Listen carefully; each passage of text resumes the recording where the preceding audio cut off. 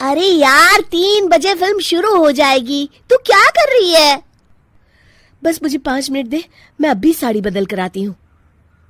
अरे बहू, तू अचानक कहाँ जा रही है? तेरी सास तुझे आवाज दे रही है। अरे छोड़ ना, ये बुढ़िया कभी नहीं सुधरेगी। क्या हुआ माँ जी?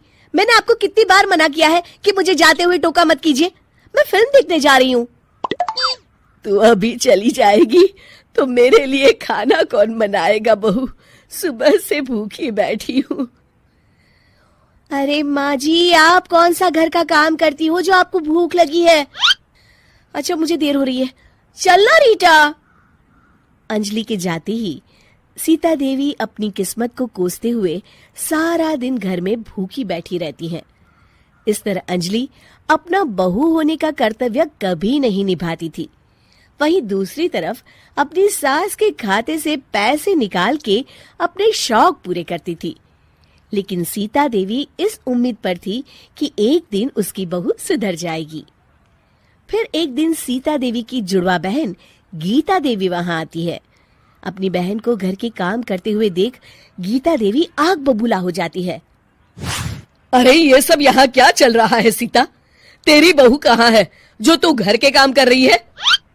सीता देवी भावुक होकर रोने लगती है। अब तुझसे क्या छुपाऊं? मेरी बहू रत्ती भर भी मेरी इज्जत नहीं करती। मजबूरी में मुझे घर के सारे काम करने पड़ते हैं। वो तो बस सारा दिन अपनी सहेली के साथ सैर सपाटा करने में लगी रहती है। अच्छा, तो उस चिड़िया के पर निकल आए। तू चिंता मत कर, मैं ऐसी कई बिगड़ैल बहुओं को ठीक कर चुकी हूँ। अब मैं इस चुड़ैल से निपटूंगी। तू कुछ दिनों के लिए मेरे घर चली जा, मेरी बहू तेरी अच्छी देखभाल करेगी।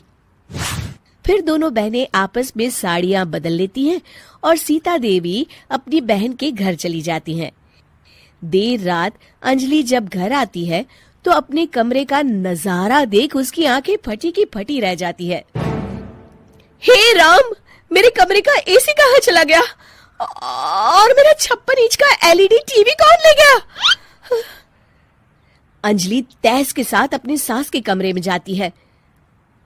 तभी वो देखती है कि उसके कमरे का एसी और टीवी उसकी सास के कमरे में लगा है और गीता देवी आराम से एसी की हवा खाते हुए सास बहू सीरियल का मजा ले रही है।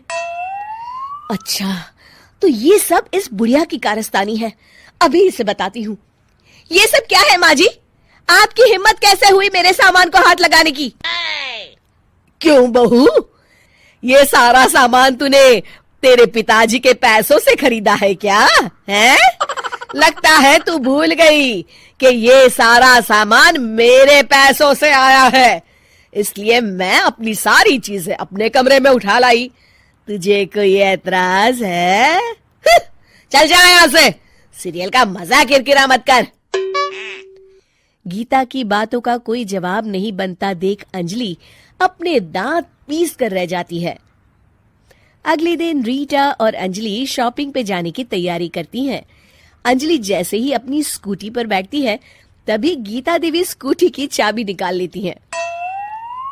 अरे, ये स्कूटी कहाँ लिए जा रही है? ये भी मेरी कमाई की है। माँ जी, ये तो आप हद कर रही हैं। मैं बाहर पैदल जाऊंगी क्या? हाँ, पैदल जा। वैसे भी तुझे घूमने का शौक है, मुझे नहीं। देखिए माँ जी, इस तरह मेरी सहेली के सामने मेरी बेइज्जती करके आप ठीक नहीं कर रही हैं। आप मुझे अच्छी तरह जानती हैं, बाद में आपको पछताना पड़ेगा। अच्छा, तो तू नहीं सुधरने वाली? मेरे ही घर में मुझे ही धमकी दे रही है? तेरी याददाश्त के लिए बता दूं कि ये मकान मेरे नाम पर है। अब तू देख, मैं आज ही अपने बिल्लू वकील को बुलाकर ये सारी जायदाद अनाथालय को दान कर देती हूँ, फिर तुझे एक ढेला भी नहीं मिलेगा। गीता की बातें सुनकर अंजलि के पैरों तले जमीन खिसक जाती है। अरे, अगर तेरी सास ने तुझे अपनी जायदाद से बेदखल कर दिया तब तो तू सड़क पर आ जाएगी। मैं तो कहती हूँ चुपचाप अपनी सास से माफी मांग ले अंजलि। हाँ, तो बिल्कुल सही कहती है, मेरी सास का कोई भरोसा नहीं है। अरे नहीं नहीं माँ जी, ऐसा गजब मत करिए, आज के बाद मैं आपको कोई तकलीफ नहीं दूंगी और घर के सारे काम ना मैं ही कर लूंगी। मैं आपको एक अच्छी बहू बनकर दिखाऊंगी। कुछ दिनों के बाद, ये लीजिए माँ जी, आराम से गाजर का हलवा खाइए। खुशबू तो बहुत अच्छी है। हाँ माँ जी, वैसे मैंने सब काम कर लिया है, तो मैं आपके पैर दबा दूं, आप आराम से हलवा खाइए। इस तरह गीता देवी अंजलि को सही रास्ते पर ले आती हैं और सीता देवी वापस अपने घर में आकर रहने लगती हैं।